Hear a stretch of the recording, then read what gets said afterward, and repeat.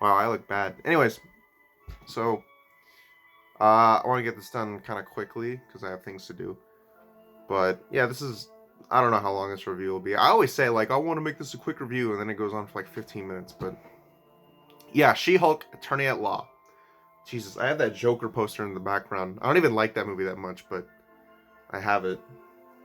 Listen, I don't. I don't want to. Oh man, that's embarrassing. Anyways, so yeah, She-Hulk, Attorney at Law. It just wrapped up.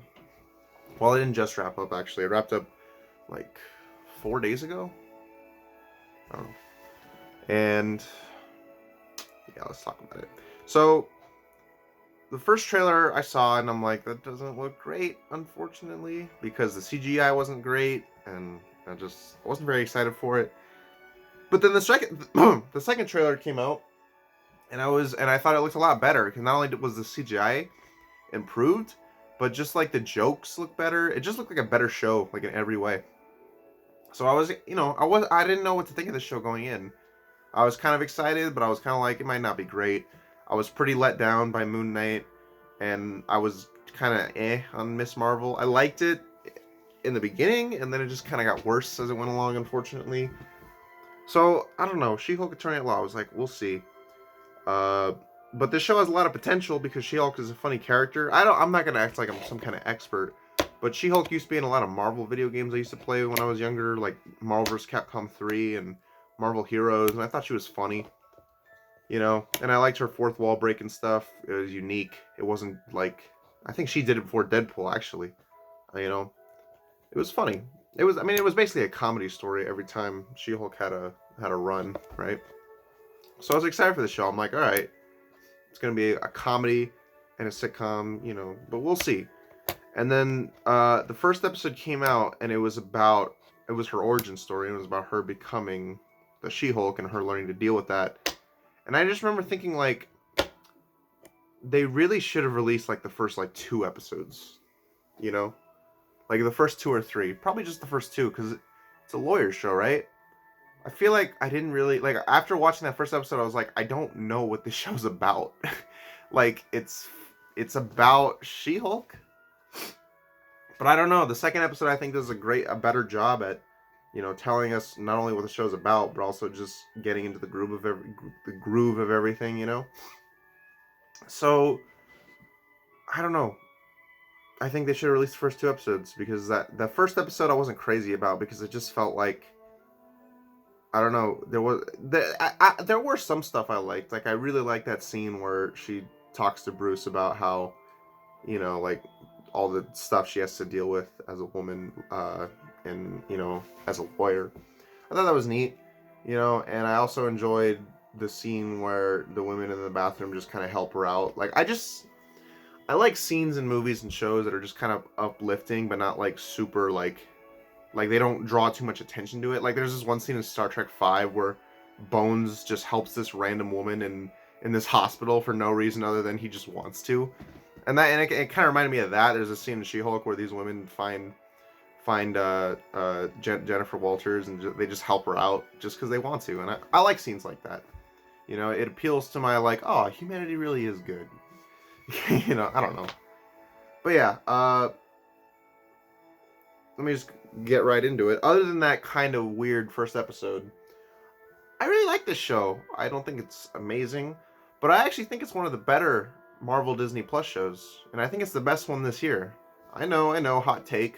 Moon Knight I thought started out pretty good and then just kind of got worse. And Miss Marvel again started out really good and then kind of got worse and then got good again at the end.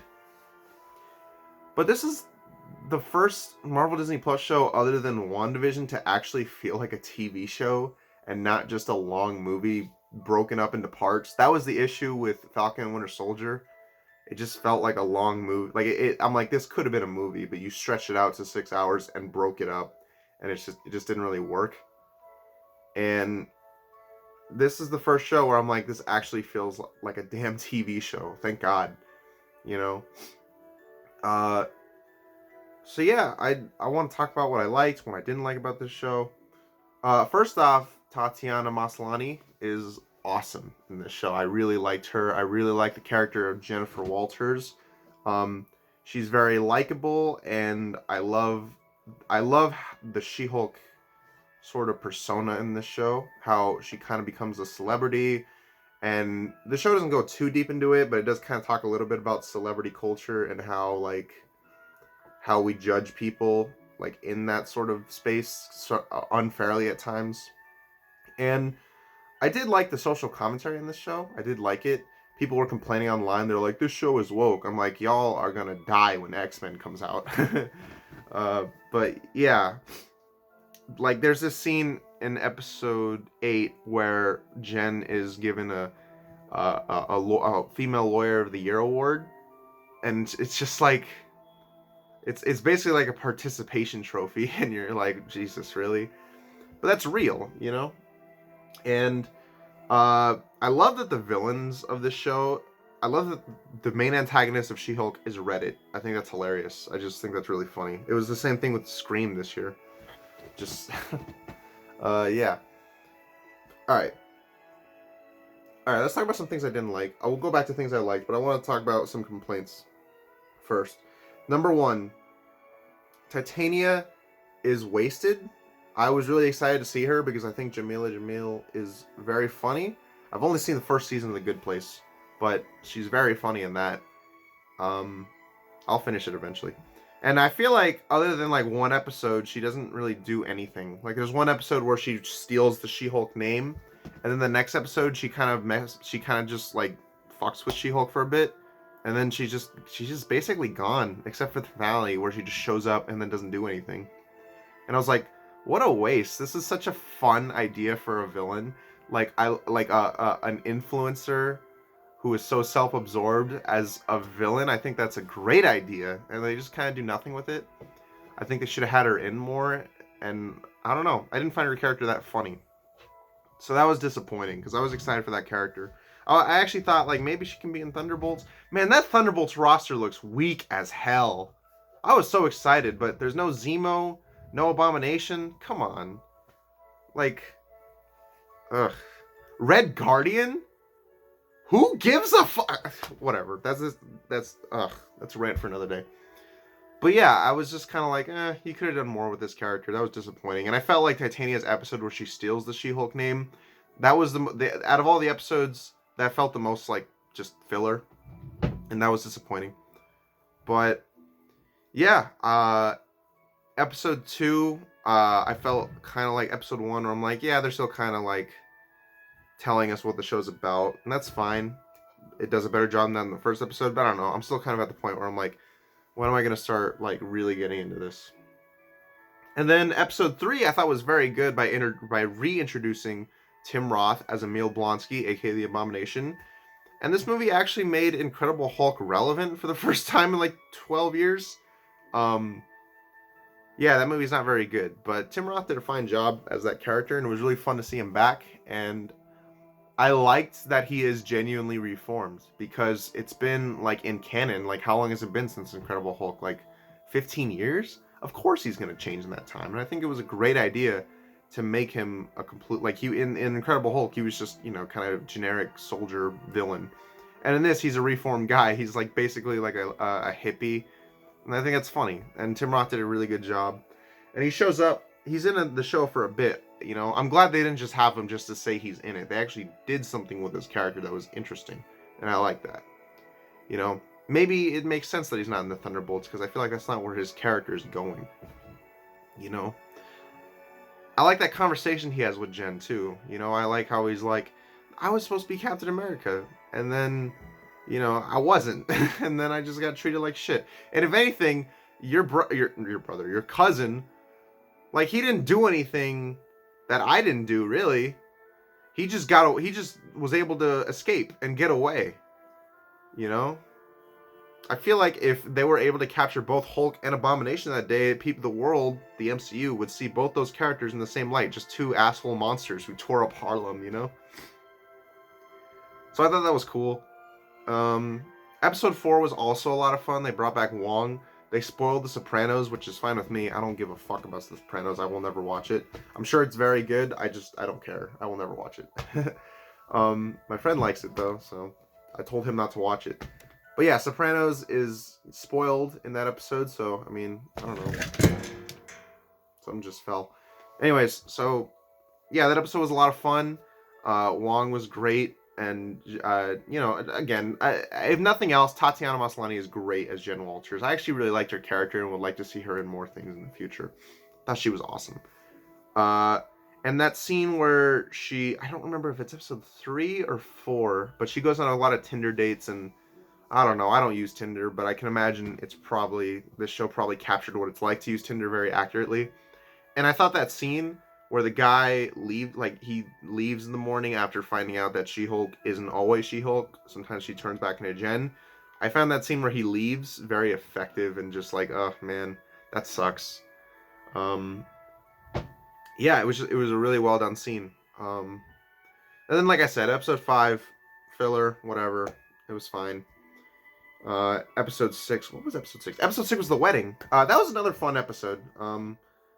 Like, this was the kind of show where I'm like, you know what? I'm enjoying the show. Like, every week when a new episode comes out, if nothing else, I'm having fun. I like it. It's entertaining. I don't think it's amazing, but I think it's it's a very fun show, you know? And if you don't like the show, that's fine. It doesn't appeal to everybody, you know?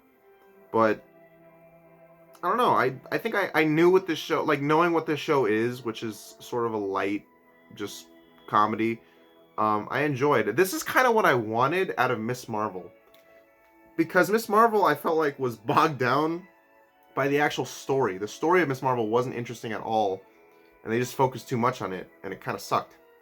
Whereas She-Hulk, the plot's there, yeah, but really, I like this show because I felt like I was just watching the life of Jen and her adjusting to her new role as She-Hulk. And that's interesting. I wish Miss Marvel was more like that. I wish Miss Marvel was just a show about this character and her learning to become Miss Marvel, but it's like, no, we have a plot and a lot of lore, and I'm like, I don't care. You know?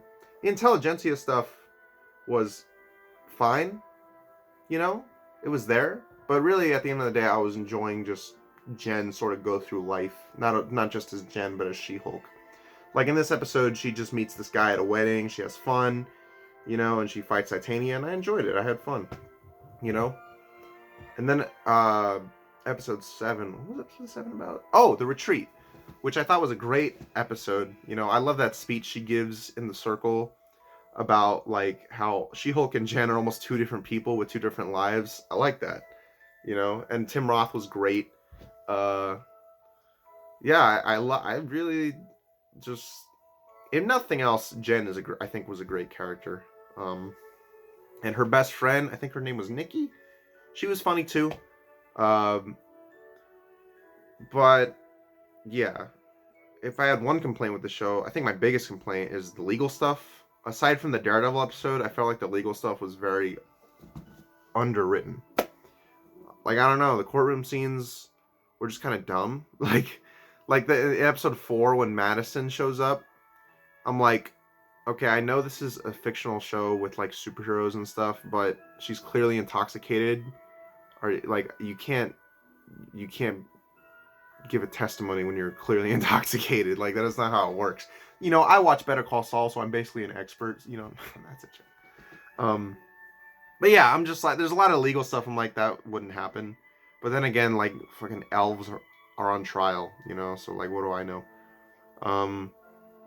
Fucking, like, sorcerers and shit are on, like, the Abomination's on trial. Why am I trying to analyze this shit? And there's this channel on YouTube called Legal Eagle, which is a great channel that I love. I love his videos. But he made a TikTok where he's like, the closing argument at the end of She-Hulk episode 1 is the shittiest closing argument ever on television before. He's just like, my client may have killed people, but he did it to further his business. And I'm like, what the fuck kind of closing argument is that? How is that an argument?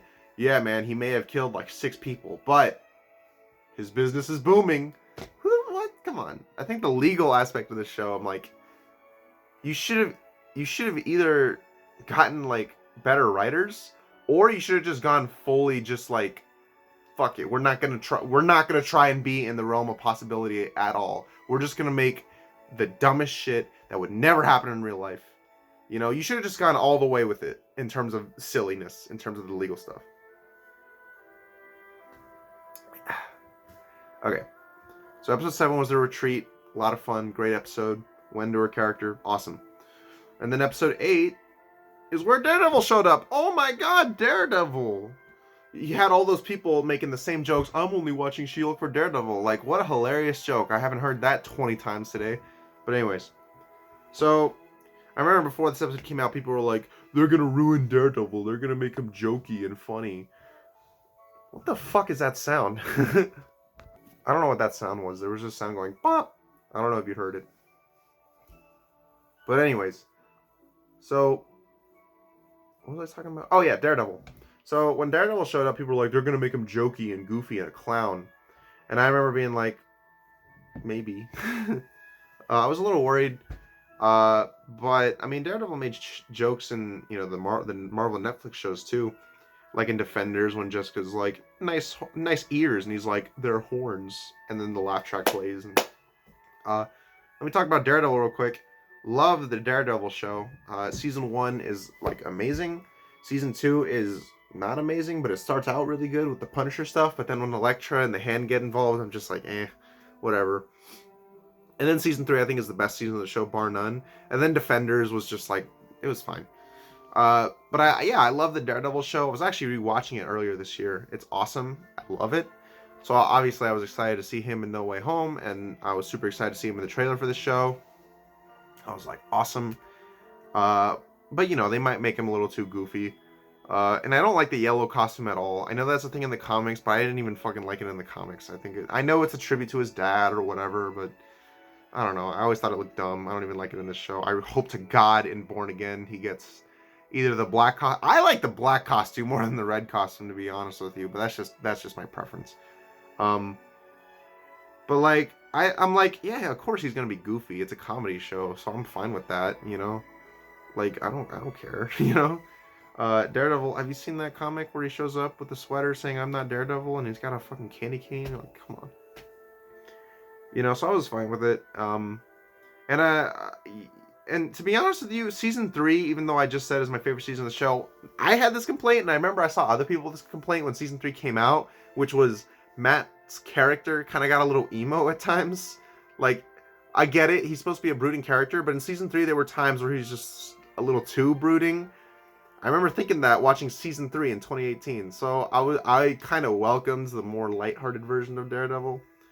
And I thought this episode was great. I loved the chemistry that Jen and Matt had. I love that they hook up. I'm not really like a shipper or anything like that, but I remember watching that. I'm like, I kind of want these two to end up together. And I'm really happy they did because they're great. The hallway fight was a little worrisome because I'm like, I know it was just supposed to be like a little reference. It wasn't meant to be a full-on action scene, but I'm like, I really hope the fight scenes in Born Again are as good as the one in the Netflix show. They're going to have to try hard. But yeah, I love that episode. Matt Murdock is awesome. He's one of my favorite Marvel characters. So I'm glad they got him right. I'm glad they got a lighter side of his character, I didn't think every joke he made was funny, but there were none that were like cringe or anything like that. That's kind of how I felt with all the humor in the show. Like, there was definitely a lot of funny moments, but I don't know. I wasn't like laughing out loud. I was more just enjoying like just the sort of slice of life aspect of it. But yeah, Matt Murdock was great. No real complaints with that episode. And it ended really well. Like, it ended with a great setup for the finale where Jen is slut shamed and it sucks, and like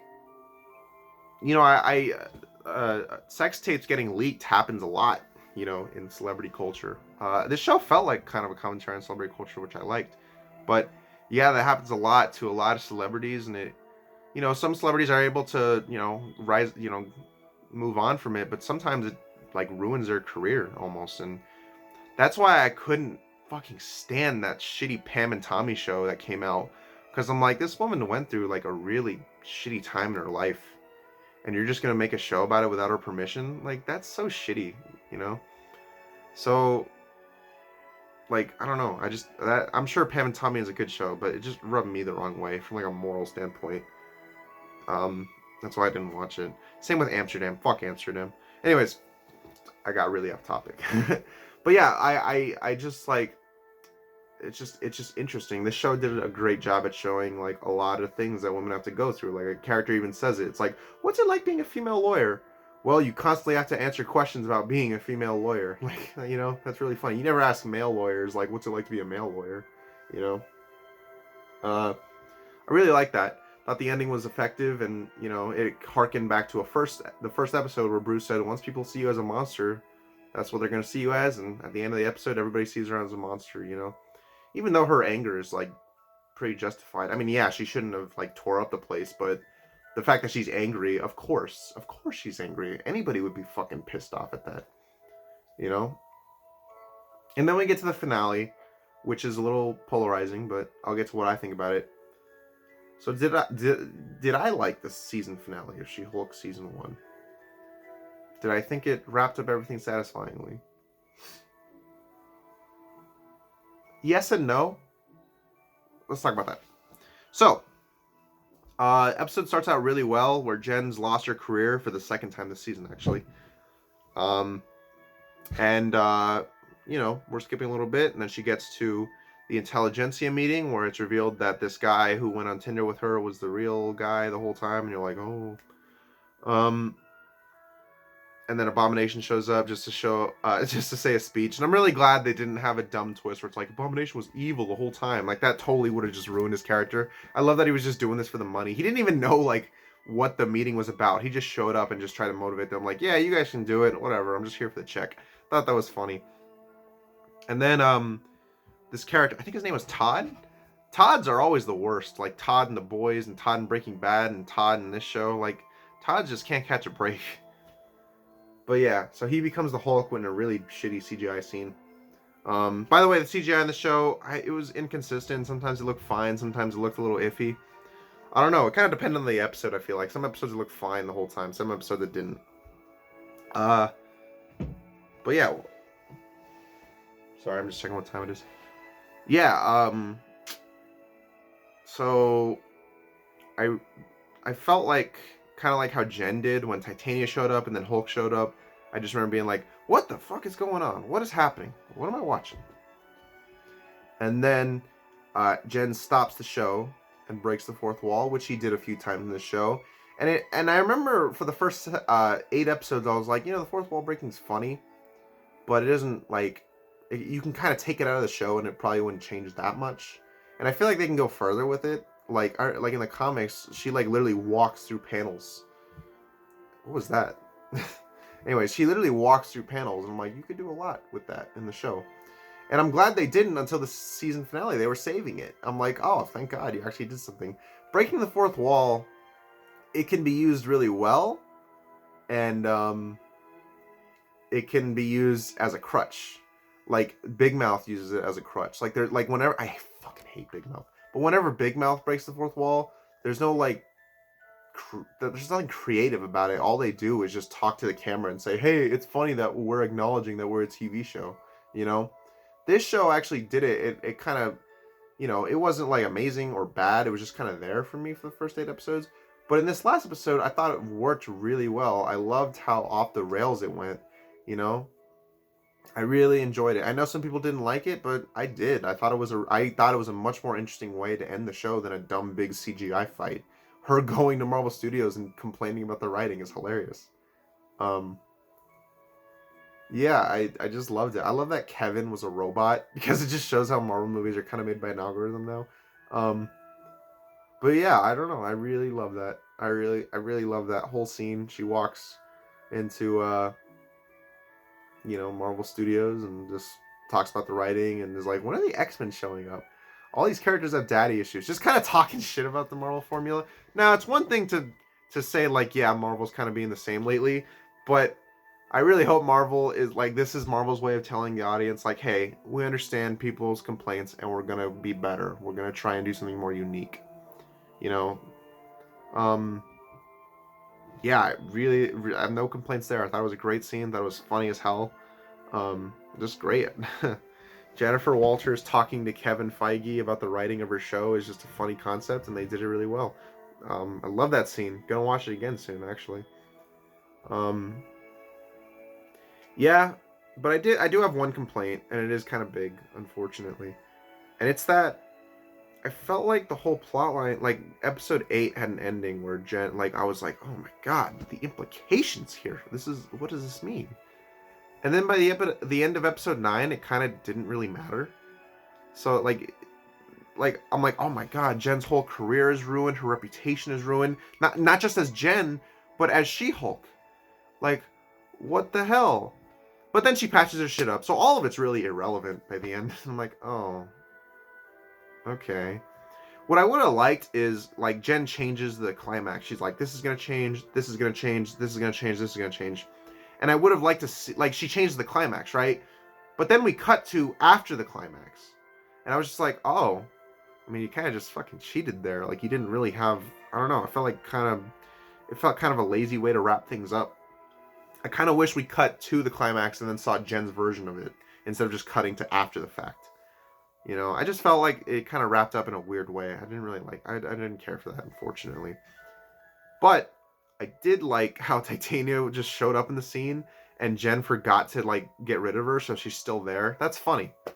And then Matt showing up, he literally drops in because she dropped her into the scene. That's funny. She just added him in because I'm like, I don't know, I want to see Daredevil. That's funny. Yeah, I mean, other than the climax feeling non-existent, basically. Oh, and I love that line. Todd's the villain, not the blood.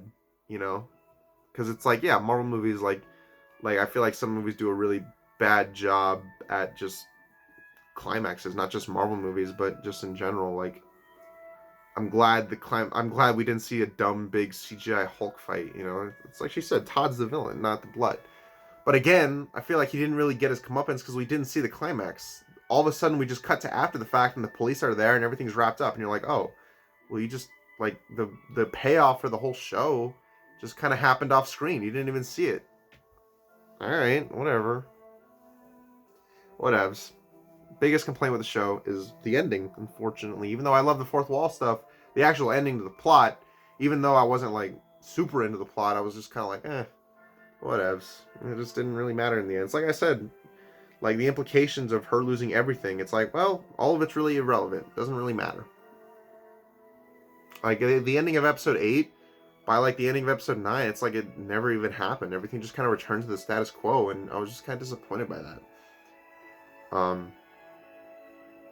But yeah, and then we get to a Fast and Furious family barbecue scene, which is funny. Matt Murdock. I really hope he and Jen are just like a thing now. I like that. I like them. I like that more than him and Karen, and I especially like that more than him and Elektra. Daredevil gets laid like all the time. Good for him. But I hope he and Jen stay a thing because I like them together. And then Scar shows up. That might have been the worst scene of the show. God, I've never liked Scar. I've always thought he was a dumb character, and this show didn't help. That hairline, man. That's fucked up. Yeah, and the CGI was bad, and he didn't even say anything. He just showed up. Like, Hulk's just like, "Hi, I'm here. Here's my son." Come on. And yeah, and then like I said, the show just kind of ends with like everything back to the status quo. I'm like, oh man. So maybe the fourth wall was a crutch, maybe. Unfortunately, even though I love it, I felt like they kind of used it by the end of it to just be like, well, we don't have an actual ending to the story, so let's just put everything back the way it was. And that would have been fine if Jen said that. If Jen like talked to Kevin about it, like, hey, let's just put everything back to the status quo, and in season 2 we'll do something different. But she didn't, so it just kind of felt like they forgot to put that in the fourth wall breaking scene. So I have mixed feelings about it, because on one hand, I love the scene. I think it's funny, and I think it's creative and interesting and unique, and I love it. But on the other hand, I feel like the ending to the actual plot of the show, the actual show, just kind of felt like it wasn't even there. So yeah, all of it's really irrelevant. But, like I said, the plot was there. But what I really cared about in She-Hulk was Jen and She-Hulk, and just seeing her live her life. So overall, despite my complaints, I did enjoy this show. I had fun with it. You know, it's not the kind of show I'm going to judge as harshly as, like, I don't know, Moon Knight.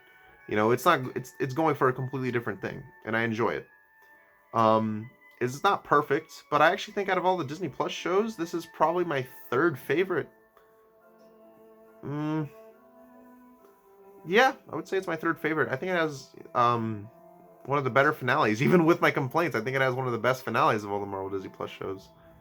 I would say my top three are this, Loki, and Hawkeye. Loki would be number one. Hawkeye would be number two. This would be number three. Although WandaVision I like too. This would be number three or four. WandaVision and this are kind of interchangeable for me. I'll figure that out later. But yeah, She-Hulk, Attorney at Law. Pretty good. I liked it. If you didn't like it because you didn't think it was funny, that's fair. You know, I mean, the show, it's not for everybody. But I don't know. I enjoyed it. I think I knew what it was, and I kind of wanted one thing, which was just it was more of a slice of life show than Miss Marvel was, surprisingly, and I like that aspect of it. So I'd give the show 7 out of 10. Enjoyed it. What is the next Marvel Disney Plus show coming out? Secret Invasion. Whatever. What's the next review coming out? Probably Black Adam, I guess. I don't know. See you later.